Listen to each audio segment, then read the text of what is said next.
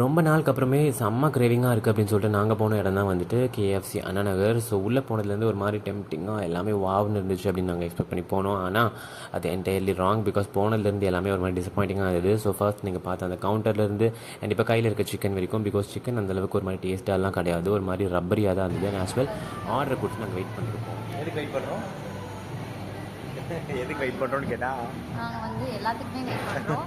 முக்கியமாக இப்போ வந்து ரைஸ் பவுல் அண்ட் பாப்கார்ன் வர்றதுக்காக ரொம்ப நேரமாக வெயிட் பண்ணிட்டு நன்றி. காத்திருப்போம்.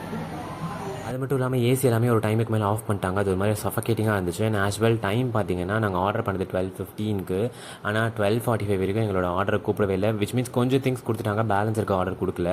அதுக்கப்புறம் நாங்களே அங்கே கவுண்டரில் போய் கேட்டதுக்கப்புறமா என்ன சொன்னாங்கன்னா, அதாவது உங்கள் ஆர்டர் எல்லாமே கொடுத்துருமேன்னு சொல்லிட்டு அந்த பில்லு தூக்கி போட்டாங்க. அதுக்கப்புறமா சண்டை போட்டு ஒரு வழியாக சமாளித்து இதை வாங்கினோம். KFC வந்து ஆசையே போயிடுச்சு.